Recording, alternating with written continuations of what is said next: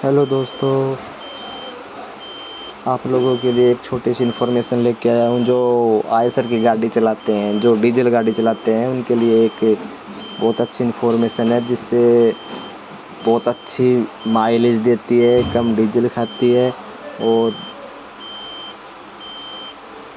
बहुत अच्छा परफॉर्मेंस देती है डीजल गाड़ियों के लिए, जो BS4 में भी था और BS6 में भी है।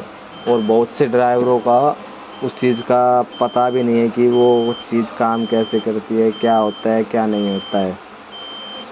तो मैं आप लोगों को बताता हूँ। अपने पास ड्राइवर साइड जो कॉलम स्विच होता है, जिसको बोलते हैं डिपर डंडी बोलते हैं, तो उसमें एक फंक्शन होता है, ठीक है। उस फंक्शन को यूज कैसे करते हैं और वो क्या काम आता है, वही आज इस वीडियो में बताएंगे। देखो यहाँ पे एक लिखा है ACC प्लस और RES रिवर्स। इसमें क्या होता है, ये एक एक्सीलेटर का काम करता है ये, ठीक है। यहाँ पे एक देखो, इस साइड एक स्विच सा होता है, ये दबाने पे ये काम करता है।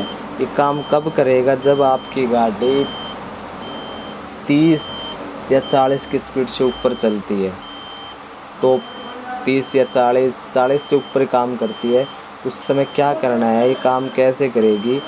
जैसे ही आपने टॉप गियर डाल दिया और क्लच और ब्रेक पर से पाव हटा दिया, ओनली एक्सीलेटर पर पे पाव रख रखा है आपने, तो उस टाइम पे क्या करना है, एक्सीलेटर आपकी गाड़ी मान लो 50 की स्पीड से चल रही है और एक्सीलेटर दबा रखा है और क्लच ब्रेक पर से पाव हटा रखे हैं, तो उस टाइम पे क्या करना है, ये वाला जो बटन है इसको 2 से 3 सेकंड दबा के रखना है। ऐसे 2-3 सेकंड दबाओगे तो आपने ये ऑटोमेटिक उसी रेस पे चलने लग जाएगी। ये दबाओ तब एक्सीलेटर पर से पाव हटा लेना है, तो ये ऑटोमेटिक जिस स्पीड पे गाड़ी चल रही है उसी पे ऑटोमेटिक चलने लग जाएगी, ठीक है।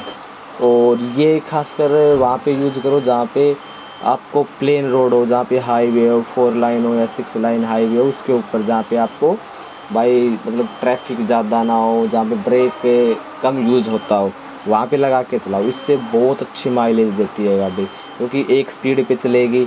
आपका फ्लाईओवर आता है या फिर आप फ्लाईओवर से नीचे उतर रहे हो, तो ये एक ही स्पीड पे रहेगी। फ्लाईओवर पे भी मान लो आपकी गाड़ी 50 की स्पीड पे चल रही है, तो ये 50 की स्पीड पे ही चढ़ेगी और 50 की स्पीड पे ही नीचे उतरेगी। ये नहीं है कि भाई चढ़ेगी तब स्पीड डाउन होगी, डाउन नहीं होगी, उसी स्पीड पे चलेगी, और उतरोगे तब भी सेम स्पीड से नीचे उतरोगे, ठीक है।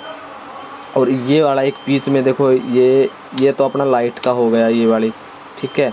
ये होता है ये, इसको मान लो आपकी गाड़ी, आपने ये बटन दबा के आपकी स्पीड 50 पे सेट हो गई, तो आपको स्पीड बढ़ानी हो तो ये वाला, ये बीच में एक स्विच सा होता है ये ऐसे, तो इसको थोड़ा सा आप आगे कर दो। ऐसे आगे करोगे ना तो स्पीड मतलब और बढ़ जाएगी। जैसे 55 50 से 52 53 जितना आप इसको आगे रखोगे ना, जितनी देर आगे, तो ऑटोमेटिक स्पीड बढ़ती रहेगी। और आपको स्पीड कम करनी हो तो इसको पीछे की साइड ऐसे ऐसे ऐसे कर दो पीछे से, तो स्पीड कम होती आ जाएगी, ठीक है। ये काम करना बंद कब करेगा ऑटोमेटिक, जैसे ही आपने क्लच या ब्रेक या एक्सीलेटर तीनों पैडल पर से जो भी पैडल आप पाव से आपने टच किया, तो ये यहाँ से कंट्रोल ख़त्म हो जाएगा। फिर आप मैनुअली जैसे पैर से काम करता है ना, ऐसे काम करेगा।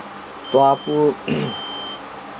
और ऐसे ही आप जैसे काम करेगा, पैर से काम करना स्टार्ट कर देगा। फिर आपको लगाना हो तो ऐसे ही आप टॉप गियर लगाओ, एक्सीलेटर पर से पाव हटा के ये वाला बटन 2 से 3 सेकंड दबा के रखो, तो ऑटोमेटिक वो रेस पकड़ लेगी उसी स्पीड पे।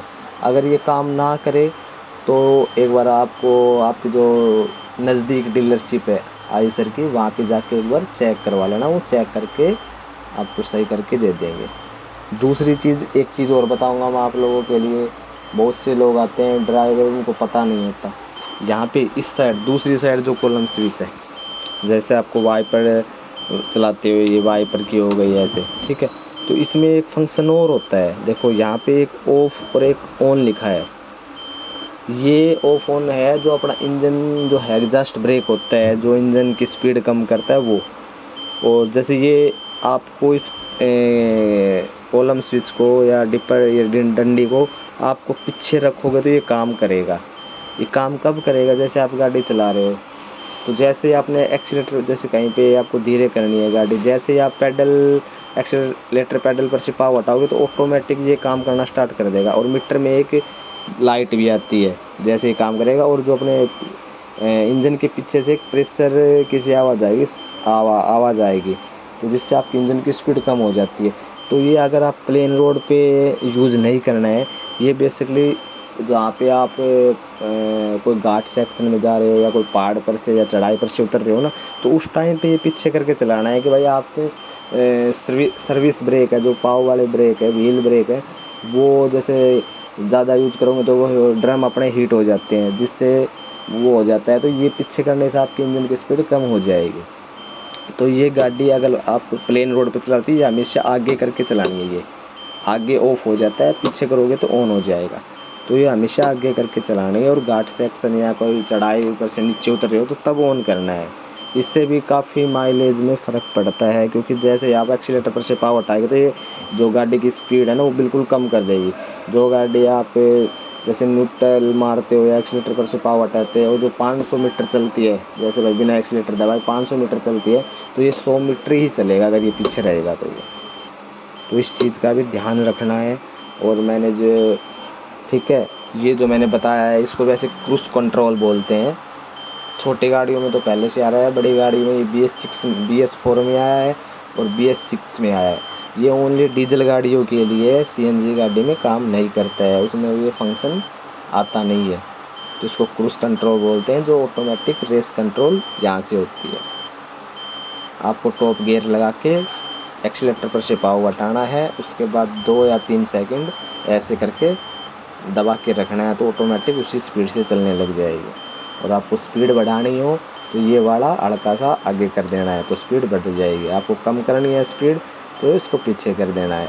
ये कंट्रोल कब छोड़ेगा, जैसे आपको मान लो कोई आगे ब्रेक कराएगा, जैसे आप ब्रेक पर से पाँव उठाएगा, ब्रेक पे पाँव रखोगे तो ऑटोमेटिक वो कंट्रोल यहाँ से ख़त्म हो जाएगा। फिर वो आपको मैनुअली पाँव से ही करना पड़ेगा। उसके बाद आप जैसे पहले आपको पता है कि आगे प्लेन रोड है जहाँ पे कोई मतलब इतना वो नहीं है, तो उसके बाद आप लगा के फिर इससे माइलेज में बहुत अच्छा फ़र्क पड़ता है, बहुत अच्छी एवरेज देती है। क्योंकि एक इंजन की स्पीड एक होती है और इसमें आपकी क्लच की लाइफ बहुत ज़्यादा बेनिफिट है। इसमें क्लच की लाइफ भी बढ़ती है, एवरेज तो देती है, बहुत अच्छी देती है।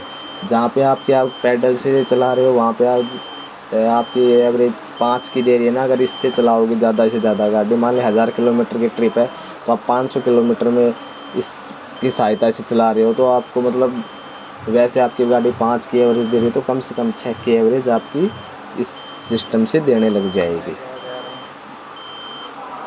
ठीक है, यही छोटी सी इन्फॉर्मेशन आपको बतानी थी। Thank you.